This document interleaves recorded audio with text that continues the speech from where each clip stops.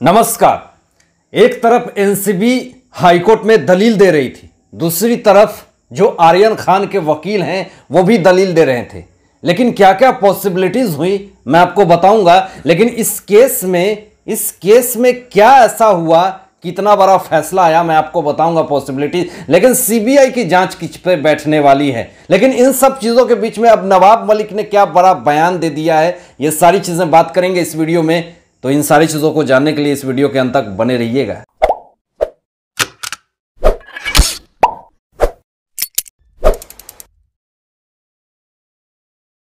आर्यन खान की जमानत के लिए पूरी तरीके से बॉम्बे हाईकोर्ट में अपील चल रही थी, दलीलें दी जा रही थी और बड़े बड़े दलील दिए जा रहे थे। बड़े बड़े वकीलों की फौज खड़ी कर दी शाहरुख खान ने। और ये फौज किस तरह की थी आप लोगों ने देखा, पूरा देश और दुनिया ने देखा। और एनसीबी ने कैसी कैसी दलीलें दी ये भी आप लोगों ने देखा। इसमें कोई दो मत राय नहीं। सारे लोगों ने अपने अपने पक्ष रखे, कोर्ट ने उसको सुना। लेकिन यहां पे आपको बता दूं कि 26 दिन से आर्यन खान जेल में जिस तरीके से हर रोज ये सोच रहे थे कि आज मुझे मन्नत जाना होगा, हर रोज वो पूछ रहे थे कि मुझे मन्नत जाना है, मुझे मन्नत जाना है। लेकिन उनकी ये मन्नतें पूरी नहीं हो रही थी। पूरी तरीके से एनसीबी ने ऐसे ऐसे सबूतों को इकट्ठा कर लिया। लेकिन लास्टली क्या हुआ ये भी आपको बताएंगे। लेकिन आपको यह भी बता दें कि सेशंस कोर्ट, किला कोर्ट में सतीश मानी शिंदे ने इस केस की हियरिंग करी, लेकिन वहां पे खारिज हो गई। उसके बाद अमित देसाई एनडीपीएस कोर्ट में इन्होंने बेल हियरिंग के लिए अपील करी, वहां भी पूरी तरीके से खारिज हो गई। और आपको बता दें कि इसके बाद बॉम्बे हाईकोर्ट में जो पूर्व अटॉर्नी मुकुल रोहतगी हैं उनको बुलाया गया और उनकी दलीलें सुनी गई। एक बहुत ही सीनियर वकील है ये। सतीश मानी शिंदे रिया चक्रवर्ती को ड्रग्स केस में ही जमानत दिलवाते हैं और उसके बाद अमित देसाई ने हिट एंड रन केस में अमित देसाई ने जिस तरीके से उनको जमानत दिलवाई, तो उसी भरोसे पे शाहरुख खान ने इन दोनों को अपने बच्चे की जमानत के लिए पूरी तरीके से लगा दिया। लेकिन कुछ फायदा नहीं हुआ। लास्टली पूरी तरीके से मुकुल रोहतगी आते हैं, अपनी दलीलें देते हैं। लेकिन दलीलें देने के बाद सारी एनसीबी एएसजी अनिल सिंह की दलीलें भी सुनी गई। लास्टली बॉम्बे हाईकोर्ट ने यह अपील करी और कहा कि अब आर्यन खान को जमानत दी जाती है और आर्यन खान को जमानत मिल गई है। लेकिन यहां पे चीजें नोटिस करने की कोशिश करें आप। न्यायाधीश ने, बॉम्बे हाईकोर्ट ने कुछ पॉसिबिलिटीज, कुछ रूल्स एंड रेगुलेशन दिए हैं जिसमें बहुत सारी पॉसिबिलिटीज हो सकती हैं।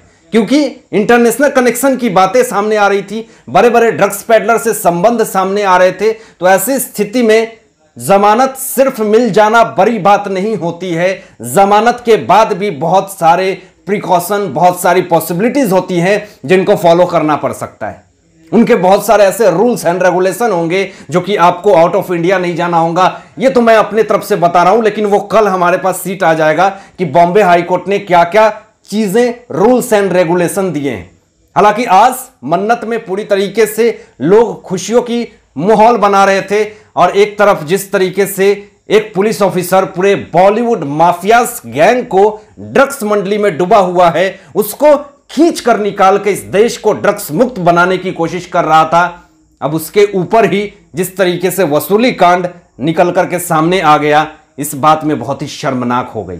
आपको बता दें कि किस तरीके से समीर वानखेड़े ने पूरी तरीके से कोशिश करी थी कि इस बॉलीवुड इंडस्ट्री से पूरी तरीके से ड्रग्स माफिया को खत्म कर देना है। लेकिन वही बॉलीवुड माफियाज लोग जिस तरीके से मिलकर के समीर वानखेड़े जी पे आरोप और जिस तरीके से एनसीपी नेता नवाब मलिक जी जिस तरीके से आरोप पे आरोप उनके ऊपर लगा रहे हैं, जो इंसान पूरी तरीके से नशा मुक्त भारत बनाना चाहता है, वो हाईकोर्ट में जाकर के अपील कर रहा कि मुझे अरेस्ट मत करो, तो इस देश में किस तरीके से काम कर रहा कानून, ये आप देख सकते हैं। ये पूरी तरीके से सोशल मीडिया पे खड़ी हो रही है ये बातें। हालांकि हाईकोर्ट ने एक बहुत बड़ी खुशी की खबर सुनाई समीर वानखेड़े जी के लिए कि मुंबई पुलिस बिना सोचे समझे समीर वानखेड़े जी को अरेस्ट नहीं करेगा।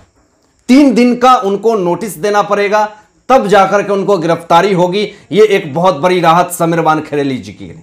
लेकिन आपको यह भी बता दें कि जिस तरीके से वसूली कांड पूरी तरीके से उनके ऊपर आरोप लगाए जा रहे हैं समीर वानखेड़े जी के ऊपर, तो अब मैं आपको बता दूं कि समीर वानखेड़े जी ने यह कह दिया कि अगर जिनको भी मेरे ऊपर शक है तो सीबीआई की जांच पूरी तरीके से होना चाहिए इस वसूली कांड में, इस आरोप में जिस तरीके से हमारे ऊपर लगे हुए हैं।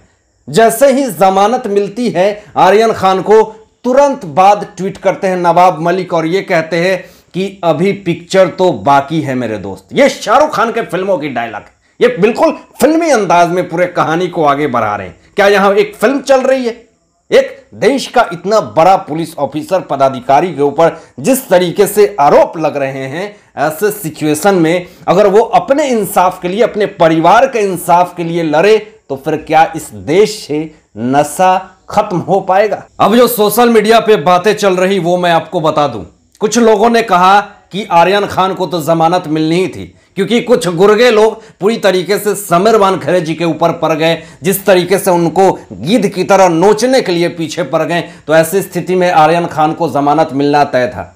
अब आपको बता दें कि क्योंकि जिस तरीके से उनके पर्सनल लाइफ पे अटैक किया जा रहा था और जिस तरीके से समीर वानखेड़े जी दिल्ली घूम रहे थे, दिल्ली में जाकर के पता नहीं किस बेसिस पे और किस काम से वो गए, जिस कारण से उनके ऊपर वसूली कांड भी, गवाह को जिस तरीके से भटकाया गया और इस केस में ना जाने वसूली कांड किस तरीके से सामने आ गए, तो समीर वानखेड़े जी को इस केस से सही में डिस्ट्रैक्ट किया गया है, ऐसा उनके ही फॉलोअर्स और उनके ही फैंस पेज के लोगों ने कहनी शुरू कर दी कि समीर वानखेड़े जी अगर इस तरीके से इस केस में पूरी तरीके से इन्वॉल्व होते, एक्टिव होते, तो फिर मुकुल रोहतगी की भी समीर वानखेड़े जी के सामने कुछ नहीं चलती। 205 दिन से परमबीर सिंह गायब है, ये बहुत बड़ी खबर और अभी की लेटेस्ट न्यूज मैं आपको बता रहा हूं कि वही वसूली कांड जिसके वजह से 100 करोड़ का लेटर बम फोड़ा था अनिल देशमुख के ऊपर, जो कि पूर्व गृह मंत्री हैं, 100 करोड़ का वसूली कांड में जिस तरीके से इन्होंने नाम लिया था,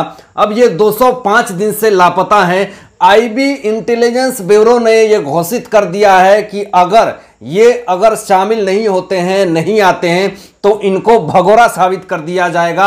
और आपको बता दूं कि इनके खिलाफ गैर जमानती वारंट जारी कर दिया गया है। अब गैर जमानती वारंट का मतलब होता है कि अगर 24 घंटे में ये अगर नहीं कोर्ट में पहुंचते हैं तो इनको गिरफ्तार भी किया जा सकता है, इनके ऊपर कार्रवाई भी हो सकती है। और जिस तरीके से ये बार बार जो चकमा दे रहे हैं, बार बार लापता हैं, ये पुलिस पूर्व कमिश्नर जो कि वसूली कांड में जिस तरीके से और पैसे ऐंठने का भी आरोप इनके ऊपर लगा हुआ है, और इस तरह की चीजें अगर सामने आ रही है तो बहुत ही शर्मनाक है। आर्यन खान को डिटेन करने के बाद एक केपी गोसावी नाम का इंसान सेल्फी लेकर के खुद को सोशल मीडिया पे वायरल करने वाला वो खुद इंसान फंस गया और पुराने केस में फंस गया है। उसको आज पुणे पुलिस ने गिरफ्तार कर लिया। लेकिन अभी की बहुत ही ब्रेकिंग और लेटेस्ट खबर जो आ रही है वो ये आ रही है कि केपी गोसावी को जो है 8 दिन के लिए कस्टडी में रख लिया गया है, पुलिस रिमांड पर रख ली गई है पुणे पुलिस की तरफ से।